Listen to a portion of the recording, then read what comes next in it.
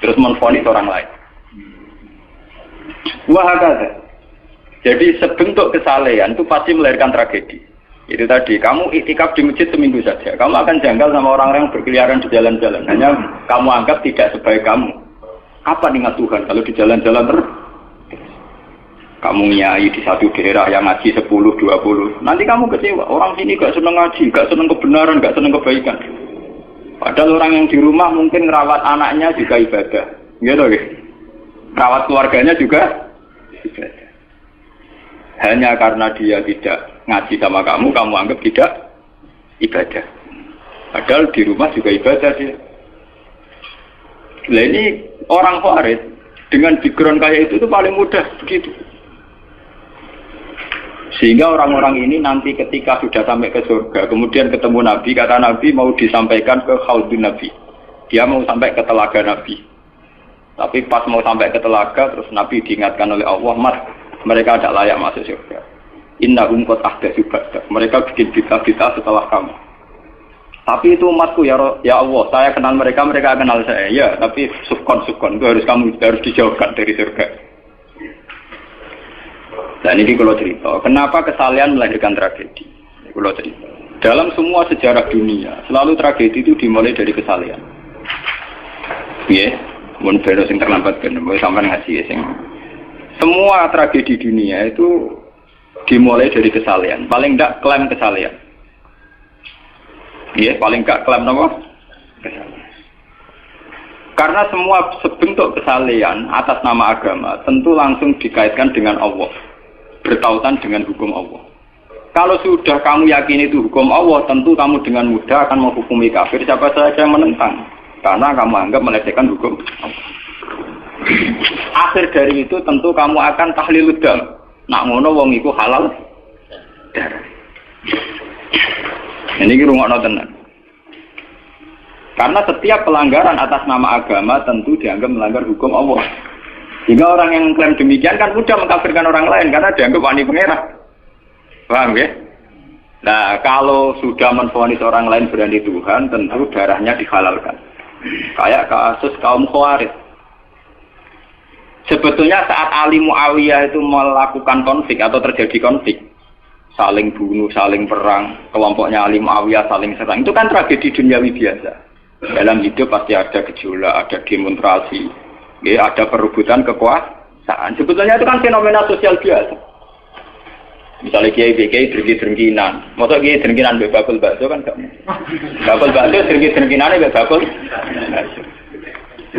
Orang malah bakul es rukun. Tidak bisa kamu logika panas musuhnya adem, bakul bakso jejer bakul es rukun.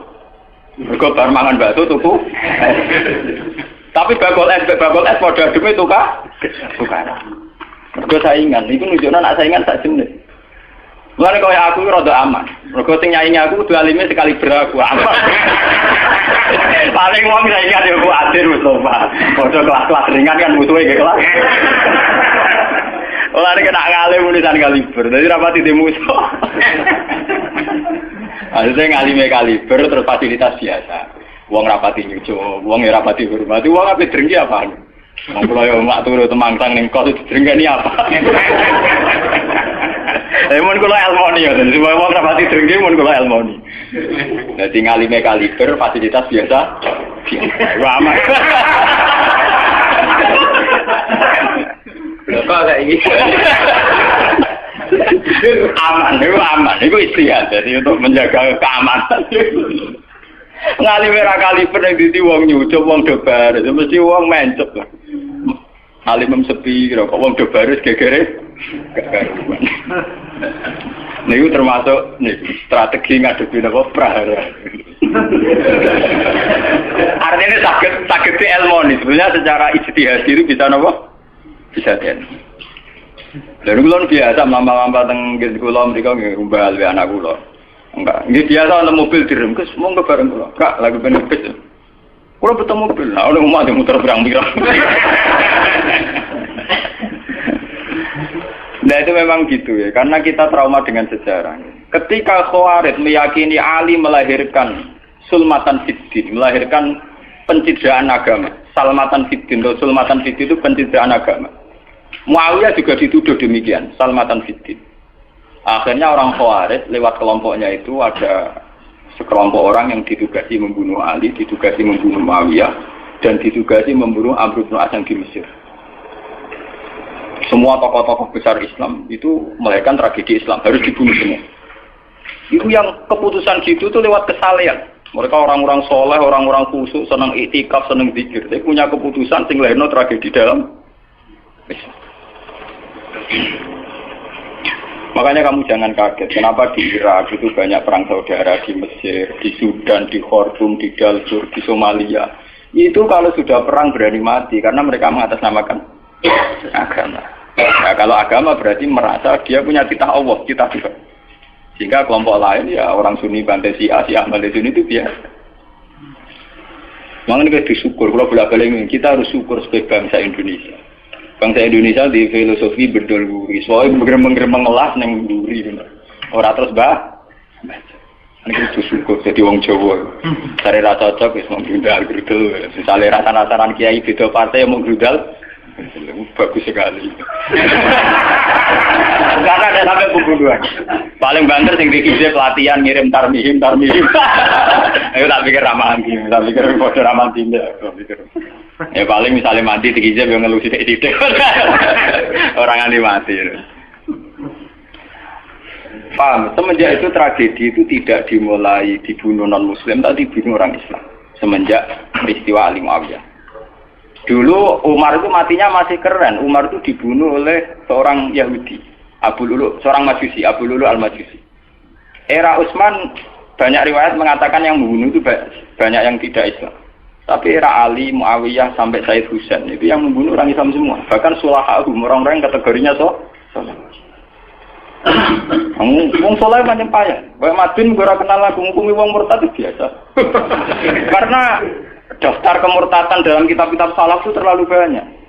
Sama kalau ngaji Sulam Taufik, Sulam Safina itu betapa mudah orang-orang masuk kategori nomor. Mohon teng pondok kula rata rego ajaran.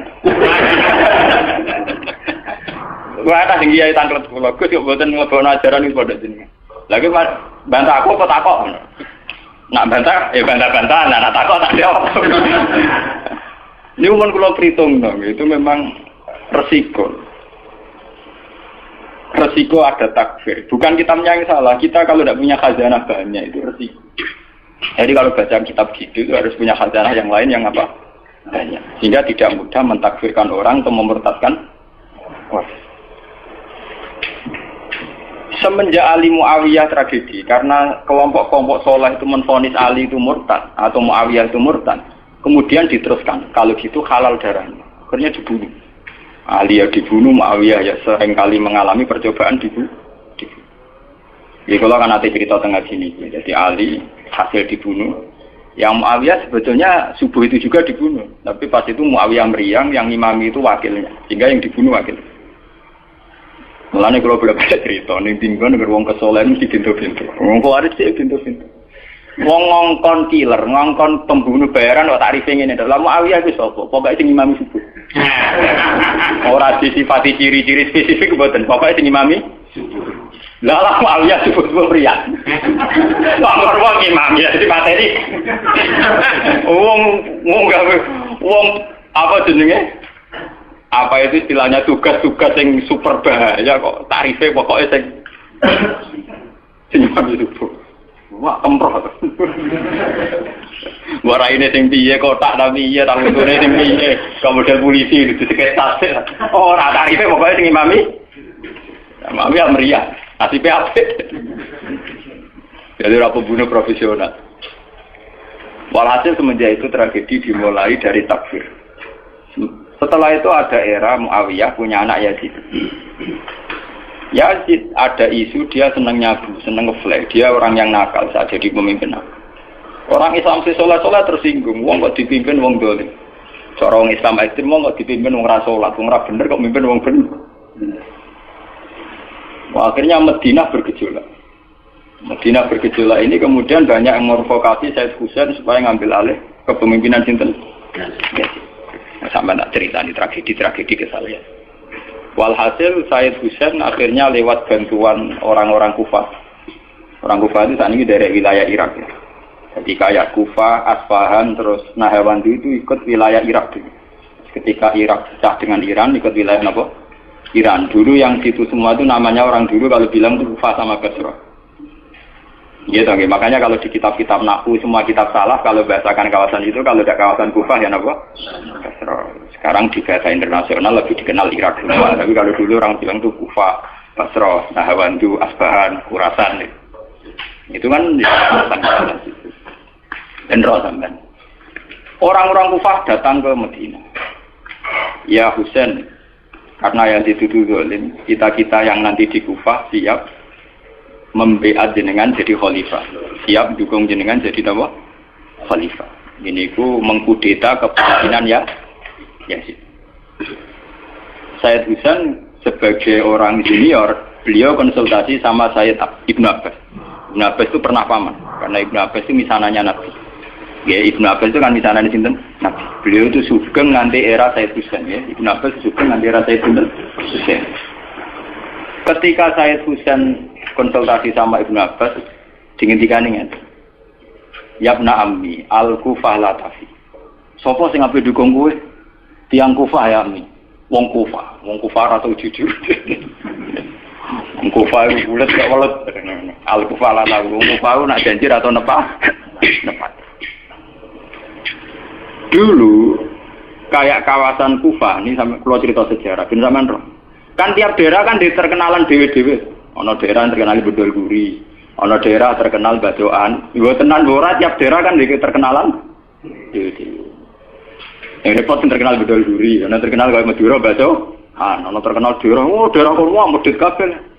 Nah, kalau nang Sudo, wah wani wong lanang kan tiap daerah dia terkenalan sendiri-sendiri. Paham ya? Karena perilaku budaya orang mesti ada ciri. Nah, itu di era itu. Kufah itu punya ciri khas al-Kufah la tafi. Wong Kufah mesti ora jujur. Tenang. Walhasil akhirnya Sayyid Husain minta maklum ya, minta supaya dimaklumi. Ya Ami, saya ini sudah bertekad untuk menuruti permintaan orang-orang Kufah. Jadi meskipun paman saya melarang, saya tetap berangkat. Kata Ibnu Abbas, ya sudah kalau itu jadi keputusan kamu. Mulane Sayyid Husain terkenal Sayyid sing brengkel. Mulane kena dititeni. Sayyid sing turunan Husain niku rata-rata brengkel-brengkel. Nggih, kados orang Iran itu rata-rata Sayyidnya Husain. Kados Abdul Qadir, kados Sayyid Muhammad itu Al Hasan. Makanya kalau Sayyid Muhammad itu Al Hasan rata-rata karena Sayyid Hasan dulu itu yang punya keputusan amul ijtima. Jadi tidak mau perang. Sehingga era Sayyid Hasan yang dikatakan amul ijtima. Tahun bersatunya umat. Era Husain betul. Walhasil wala-wala cerita Sayyid Husain kerso dibawa orang Kufah menuju Irak. Pas sampai Karbala. Itu Sayyid Husain bilang gini sama pengawal-pengawalnya, ini sampai mana? Ini Karbala ya Husain. Sayyid Husain hadihi karobun wa balaun. Ini karobun, kesusahan wa balaun dan tragedi ujian. Delalah pasukan yang dikirim Yazid bunuh Sayyid Husain ya pasti muti Karbala. Dan itu yang diperingati orang Syiah di 10 Muharram yang disebut tragedi Karbala. Makanya bendera-bendera Syiah itu tulisannya ya Husain karena orang Syiah meringati hari meninggalnya Husain itu jadi hari suci betul. Dari besarnya orang Syiah itu hari tragedi Kabupaten Sinten Husain, yaitu di Karbala.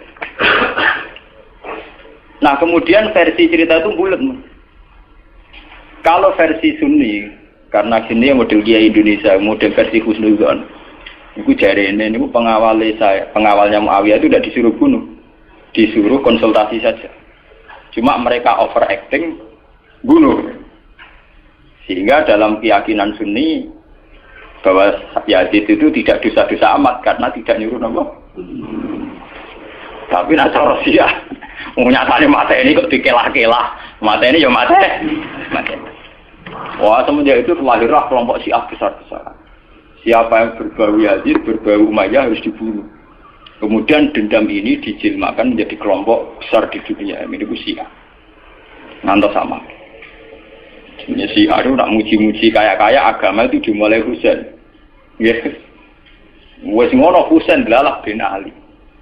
Di Nabi Muhammad, idola sentrale Ali, terus yang dianggap kesatria prajurit napa? Husain. Sehingga agama versi Syiah itu ya tiga itu.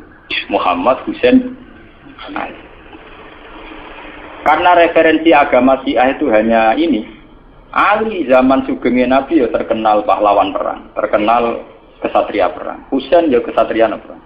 Sehingga orang Syiah tidak punya rujukan kecuali sejarah kesatriaan. Ngadepi Musa wani mati, kata Iran saat ini Ahmad Benedit, itu orang Iran perasaannya begitu, ngadepi Musa ya mati, wani mati. Beda perasaannya ahli sunnah, karena ahli sunnah ngidola ana sahabat sing tunak-tunuk ya idola, sing ora jelas ya napa? Idola. Wah, akhirnya sahabat macam-macam. Jale matur ngidola ana sahabat topo sing ana perang mirip. Terus Mustafa ngidola ana sapa sing ora jelas, penting itikaf. Terus, itu kelebihannya Sunni karena ngakui semua sahabat jika perilakunya variasinya banyak. Lho tenan iku boten kuyon niku.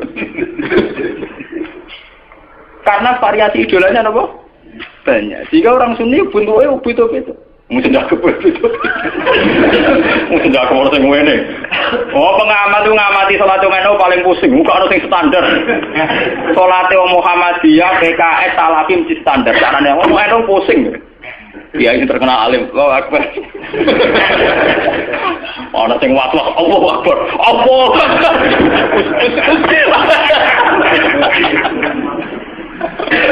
Oh, sedekah kok ono sing ngene, ono sing ngene, ono sing santai. Ono sing labine ngancing ono selik. Karena orang Sunni terlalu banyak tokoh idola, karena keyakinan Sunni semua sahabat itu layak diikuti. Iku mbok barokah bolak nak keyakinan wong Sunni iku semua sahabat layak napa? Diikuti. Sahabat macam-macam, akhirnya wong Sunni macam-macam. Itu beda dengan Syiah. Sentral sejarahnya di Husain sebagai martel perang atau kesatria perang. Ali terkenal Al-Qarrar, orang yang reputasinya juga tentang apa?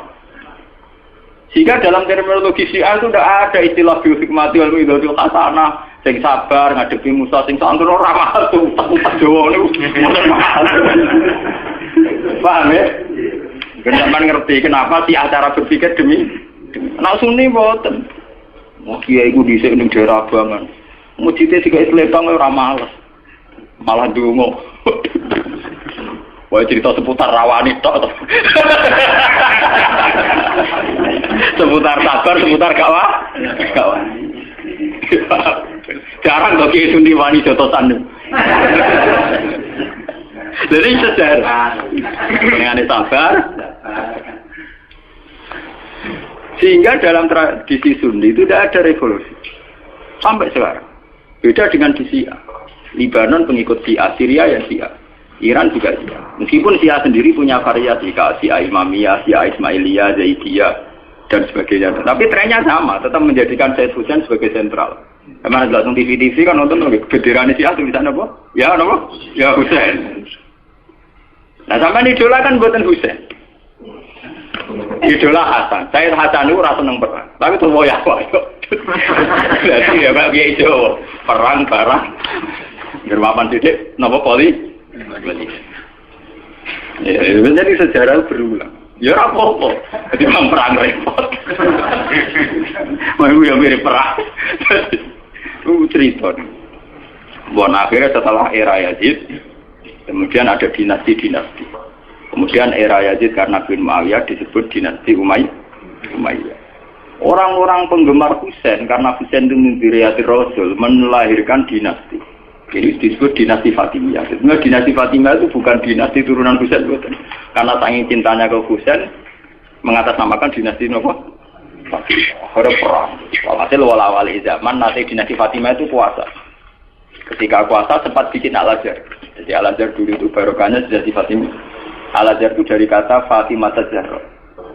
Af'al tafdilnya Zahra itu Al-Azhar. Kayak Hasna, kalau mu'anats kan Hasna. Kalau bahasa Arab untuk af'al tafdil Al-Ahsan. Jadi kalau Zahra berarti menjadi Azhar. Itu karena bahasa saja kayak Hasna mu'anats, kalau Ahsan untuk af'al tafdilnya. Jadi kalau Zahra jadi apa? Azhar. Jadi kata Fatimah Zahra. Ya sudah begitu. Artinya semenjak tragedi Ali Muawiyah itu kemudian orang Islam itu sudah perang terus sama Islam terus. Ya, dinasti Umayyah digusur, Abbasiyah, Fatimiyah terus begitu. Sampai terakhir di Seljuk kayak zaman era Baudin Leng, Timur Leng dan sebagainya. Kemudian agak bersatu saat terjadi perang salib, yaitu disatukan oleh kepentingan melawan Pangeran Philip dari Prancis dulu saat menyerang Baitul Maqdis. Itu ada perang salib satu yang dipimpin Salahuddin Alaihi. Itu mendingan karena ada musuh. Nanti kadang musuh itu dibutuhkan oleh dari Sayyidina Imam Syafi'i ngendikan musuh sing berpikir lu apik di bang konco. Kok konco nak ana musuh tukaran musuh dhewe kancane dhewe. Mana sajane partai-partai Islam kudu dhewe musuh bersama. Malah juga partai-partai dhewe Islam kah? Islam kah? Jadi mesti kalau di Indonesia dijajah Belanda ya sepakat pokoknya penting Londo diusir. Beda agama, beda partai musir Belanda. Saya rano Belanda, rano Jepang ya usir-usiran. Itu sejarah. Mulai dulu trennya sejarah begitu. Nah, semenjak itu sudah disebut fitnah. Kalau sudah fitnah itu la tusibanna alladziina dzalamu minkum. Yang kena tidak yang salah saja, yang soleh juga kan kena. Kalau fitnah itu sudah kena, sudah jatuh, pasti yang kena semua. Yang soleh juga ikut kena. Akhirnya orang-orang soleh itu banyak yang minggat. Makanya banyak sejarawan yang mengatakan Islam di Aceh masuk Aceh itu ya abad 7. Jadi abad persis sahabat. Nabi itu kan sekitar tahun 610. Ya. Kalau Masehinya sekitar 610. Nggih dong, wong sakniki itu 1430 Hijriah. Berarti terpautnya dengan Masehi kan kinten-kinten 600 tahun. Nggih, 600 kinten tahun. Karena Masehi sekarang kan 2000, anggap saja 2000. Mas Hijriah kinten 1400 toh. Ya kisarannya ya terpaut sekitar kinten 600 napa? 600. Kenapa disejarahkan di Aceh itu era sahabat? Karena ketika konflik Muawiyah itu benar-benar ekstrim, itu banyak sahabat yang netral yang milih minggat. Gak melok-melok, dia pergi. Dia saat pergi itu menuju Cina, karena dulu kota populer itu Cina. Ya banyak yang sampai ke Cina. Makanya kayak Cina di King, di apa itu banyak kepulauan Cina yang Islamnya sudah mayoritas. Bahkan hampir semua elemen di Cina itu sudah banyak yang Islam. Termasuk pasukan. Makanya abad keberapa itu ada jenggo, ada apa itu kamu tidak usah kaget karena era sahabat saja sudah ada Islam di terutama di nopo ini kepulauan King nopo kabupaten atau kebenaran atau provinsi itu yang di sana itu. Sehingga Islam sudah merasuk di sana lama, termasuk banyak saja pasukan-pasukan Cina yang Islam. Makanya kayak cerita jenggo Islam. Terus Masjid Sampokong di Semarang itu diyakini jenggo Dzurriyyah Rasul itu memang masuk akal. Dulu ketika tragedi itu memang banyak Dzurriyyah Rasul yang pergi ke Cina. Nah itu ada nggak sampai Cina. Bekesasar, beberapa rakyat, pokoknya salat Malaka akhirnya tergambar doa. Sehingga Islam di Aceh tua betul. Orang sepakat pasti Islam pertama di Indonesia itu di Aceh. Makanya secara face ya wajahnya orang Aceh itu lebih dekat ke Arab atau India karena dulu mbah-mbahnya itu kalau nggak Arab ya apa? Nah, wae rogen nak tunggu lama tunggu sapa kan.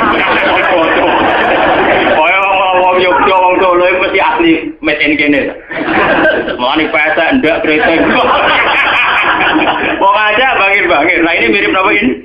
India karena kalau ndak dari Gujarat dari Arab. Mbah-mbahane kita, Pak, mbah-mbahane wong napa? Aceh. Iku masken barang mesti Jawa. Lewatin. Aku lo cerita. Sehingga ada Islam di Aceh itu ya barokahnya konflik. Ya barokahnya apa? Konflik. Makanya ketika Rasulullah ini cerita malih tentang Nabi. Sebetulnya Nabi itu sempat diberitahu Tuhan, ya Muhammad. Ini kalau terus nama lagi tentang hati sahih. Nabi pernah cerita ke sahabat, saya berdoa 3 hal. Yang 2 dikabulkan Allah, yang 1 tidak. Sahabat tanya, yang 1 itu apa ya Rasulullah? Saya minta Allah yahlika ummati. Hela kabadi dibadin. Saya minta supaya tidak ada kerusakan, tidak ada bantai-membantai antara umatku dengan umatku yang lain. Kamane aku ora kepengin wong Islam paten-tinaten be umat Islam di famanaani. Tapi Allah tidak mengabulkan itu. Allah tidak mengabulkan. Terus ketika Nabi kan secara basariah, secara kemanusiaan tuh kecewa. Karena tidak ingin melihat umatnya kok saling wong Islam kok paten binatan dan apa. Nah pangeran es mentang-mentang pangeran kon iku keputusan umat, aku sing roh hikmah. Meneng kalah sing duwe-dunya ya meneng. Wong proposal ae di kabulno kan ya sah. Jenenge napa? Proposal, permohonan.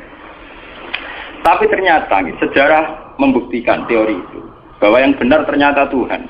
Ketika orang Islam di Timur Tengah tidak nyaman dengan kondisi Timur Tengah, banyak yang minggat. Termasuk minggat yang Cina, akhirnya Islam yang Cina kata, minggat yang Aceh, akhirnya yang Aceh kata. Sama seperti Pangeran Diponegoro, Pangeran Dinowo, tukaran kecewa mbek keraton do minggat. Akhirnya ono Islam teng Sulawesi, ono pangeran nak berkeliaran itu. Berhubung wis dadi pangeran kan mental mimpine kan pancet. Akhirnya do gawe pondok, gawe gerak. Nah, mau tetap neng keraton, mau neng taman sari terus demenan terus malah repot. Nah, neng keraton nak penuh dengan kenikmatan. Membakar selir, pria punya selir, orang punya selir, ada punya apa? Artinya itu bukti bahwa semua keputusan Tuhan pasti mengandung hikmah. Mulane nak ana kiai tukaran ning daerah iku apik. Tapi nak ra minggat malah apik. Mergo gak menyebar. Kumpul ning kono. Dadi nek tukaran kudune sing iku nanti iso menyebar. Nak ra minggat dadi udun ning kono. Dalam delok sejarah pondok-pondok gede iku barokah tukaran kabeh. Saya ana Gus ning desa, kok Gus pondok gede. Mergo ning pondok induk itu tukaran. Wah, akhirnya nyebar. Zaman tanya saja, sejarah melilir boyo kerabat sampai. Ada pondok di Pandan Aran, ada pondok apa? Mesti barokah itu kah? Orang kamu munafik. Lho kula niku keluarga kiai lho. Saya dari keluarga dinasti Latem. Dulu banyak tidak cocok akhirnya nyebar. Ki Hamid Pasuruan itu keluarga saya, itu misanan sama Pak saya. Tukaran nyebar. Banyak balukman rata-rata orang minggat ke Tuban. Itu penting itu tadi kadang cuma repot kadang tukaran ra minggat lagi. Jadi udun. Berarti minggat. Nah ini cerita. Sampai tanya sejarah manapun, barokah ono Islam ning Cina itu barokah tukaran, barokah minggat. Islam di Aceh juga barokah apa? Itu begitu sejarahnya memang. Makanya dalam hukum takdir itu begitu. Takdir itu kadang tidak menyenangkan secara syariat, tapi takdir nggak bisa dilawan. Ya karena itu tadi, itu sudah Tuhan. Tuhan itu kalau dengan hak prerogatifnya sebagai Tuhan mesti jawabnya mau ini alamu malah. Saya tahu apa yang kalian tidak. Pengiran suatu mau konge, bahwa ini alamu malah apa?